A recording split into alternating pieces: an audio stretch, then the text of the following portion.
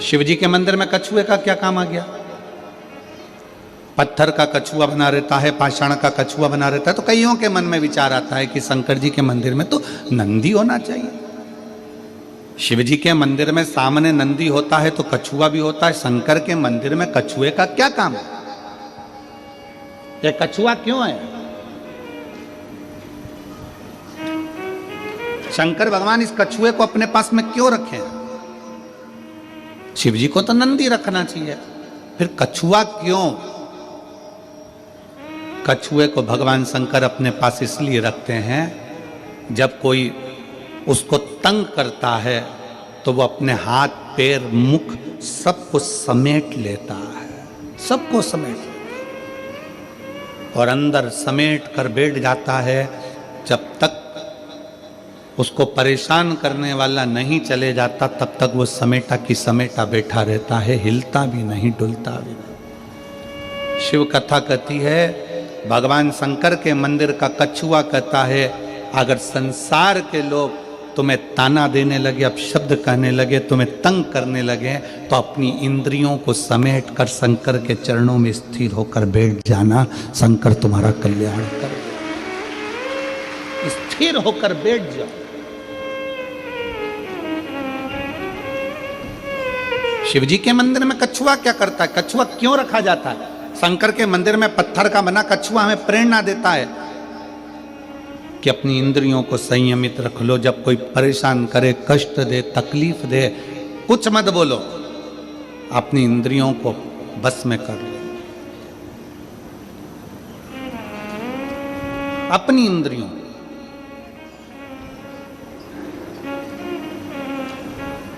और जब वो इंद्रियां आपके बस में हो जाएगी तो फिर आप धीरे से चलना प्रारंभ करना, जैसे कछुआ चलना प्रारंभ करता है और अपने मंजिल तक पहुंच जाता है।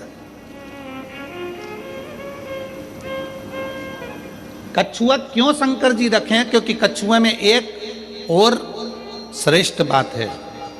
कछुए की सबसे श्रेष्ठ बात यह है कि कछुए को उल्टा घुमा लो, सीधा घुमा लो, पटक कर, घुमा कर, कहीं पर भी, पहले कछुआ अगर इधर जा रहा है तो उसकी दिशा बदल दो, कहीं पर भी ले जाकर छोड़ दो, कछुआ थोड़ी देर के बाद में जिस दिशा में जाता था उस दिशा में वापिस चलने लगता है।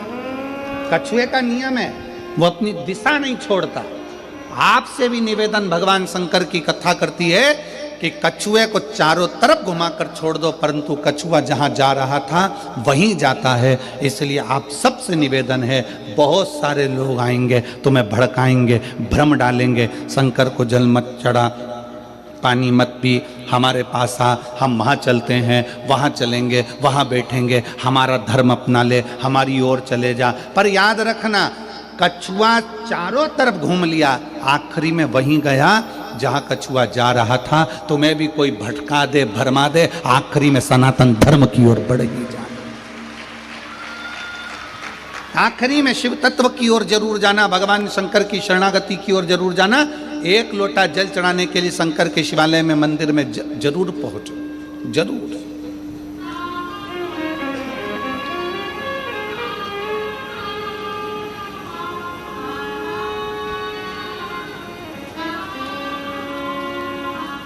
क्या दे सकता है? क्या प्रदान कर सकता है?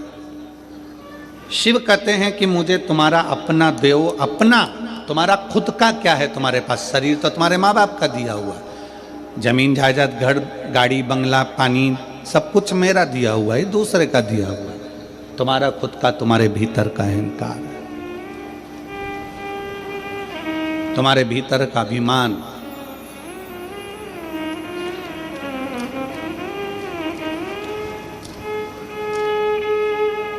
मैं दिनेश जी आपको साधुवाद देता हूं कि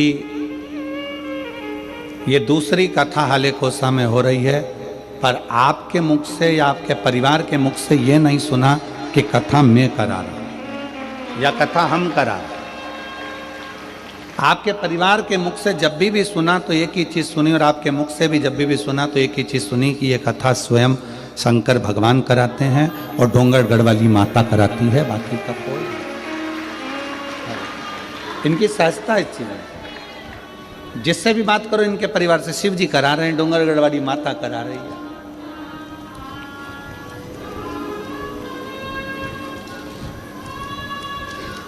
अभिमान से परे, अभिमत्ता से दूर।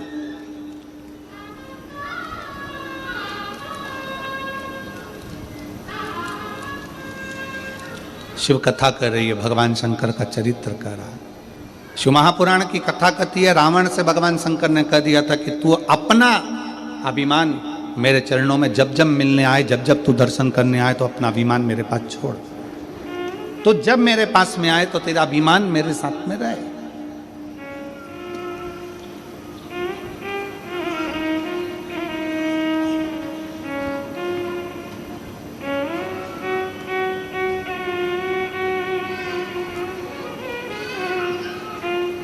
हम शंकर जी के मंदिर में लोटा लेकर जाते हैं, एक लोटा जल, जम के बोलो सारी समस्या का हल। हम शिव जी के मंदिर में एक लोटा लेकर जाते हैं। लोटा दर्शाता है हमारे मस्तिष्क को, हमारे शरीर को, हमारे पूरे विग्रह को लोटा दर्शाता है। अगर आप लोगों ने आयुर्वेद का स्मरण करेंगे, आप शास्त्रों को उठाकर नहीं देख सकते तो गूगल को सर्च मारना, यूट्यूब पे सर्च मारना, गूगल पे सर्च मारना कि गिलास का जल और लोटे का जल, दोनों में जमीन आसमान का अंतर है। जब तक व्यक्ति लोटे से पानी पीता रहा, लोटे से जल पीता रहा, तब तक उसके पेट में कभी बीमारी नहीं आई। उसने ये अंग्रेजों का लाया हुआ गिलास का पानी पीना चालू करा, तब से बीमारियां पेट की इतनी बढ़ गई कि व्यक्ति को दुख का जीवन जीना पड़ा। आप नेट पे सर्च मारिएगा, आप गूगल पे सर्च मारिएगा कि शिव महापुराण का ये संवाद, शंकर भगवान पर एक लोटा जल जब हम चढ़ाते हैं, उसका आचमन करते हैं, उसको पीते हैं, तो उसका फल लोगों को क्यों मिल रहा है। आज दुनिया के लोगों को आश्चर्य की बात है कि लोटे का जल चढ़ाकर सारी समस्या का हल, एक लोटा जल। आखिर लोटे के जल में ऐसा क्या हो जाता है कि शंकर जी पे चढ़ाया और वो अमृत का काम कर जाता है, शरीर ठीक हो जाता है।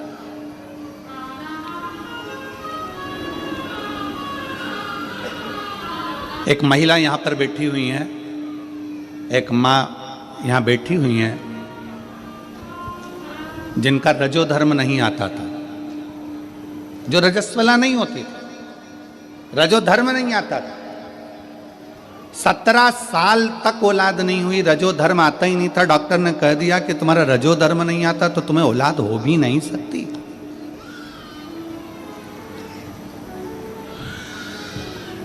दो 5 साल 6 साल 7 साल 8 साल इलाज भी करवाया, दवाइयां भी ली कि रजो धर्म आवे, रजस्वला हो जावे, पर रजो धर्म आए नहीं तो संतान होए कहां से।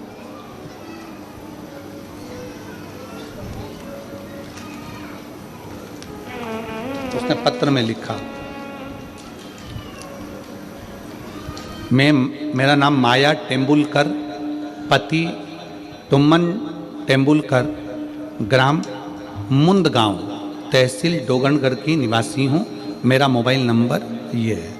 कहीं बैठी हो तो हाथ हिला सकती हैं, अगर कहीं बैठी हो तो हाथ हिला सकती हैं। मेरा नाम माया टेम्बुलकर, पति तुमन टेम्बुलकर, ग्राम मुंदगांव, तहसील डोंगरगढ़ की निवासी हूँ। मेरा मोबाइल नंबर ये है।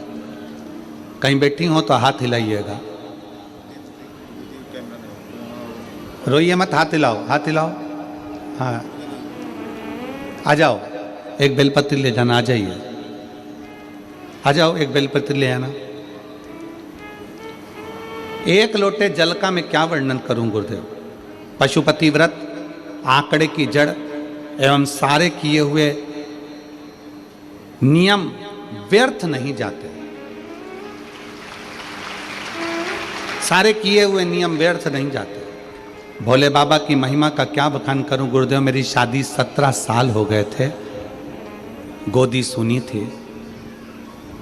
जिस नारी का रजो धर्म नहीं आता, उस नारी का गर्भ नहीं ठहरता गुरुदेव। पत्र को पढ़िएगा। जिस नारी का रजोधर्म नहीं आता उस नारी का गर्भ नहीं ठहरता, वैसा ही मेरा भी रजोधर्म था, आता ही नहीं था। उस बहन ने अपनी मन की व्यथा जो लिखी उसमें एक बात बड़ी विचित्र लिखी है कि शादी होने के बाद लोग ये नहीं पूछते कि तुम्हारी जमीन कितनी है, जायदाद कितनी है। पत्र को देखिएगा थोड़ा।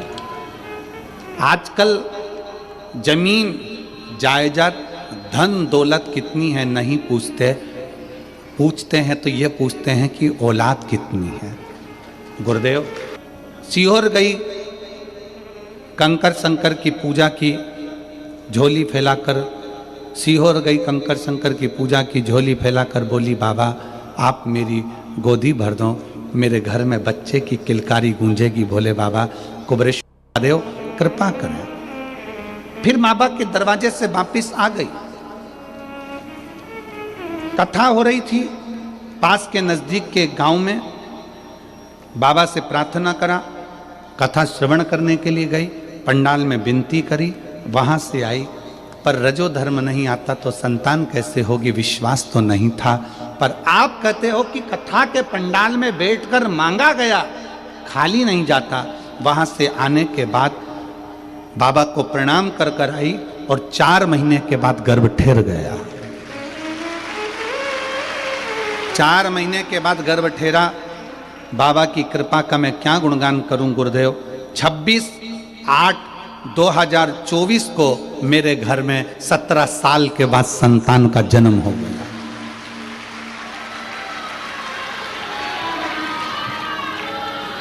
अब शिव तत्व किसको कहते हैं,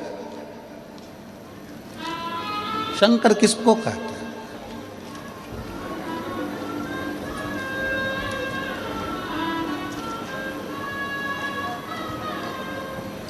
हमने पहले भी कथा में कहा किस्मत बदलने वाला धाम कुबरेश्वर धाम।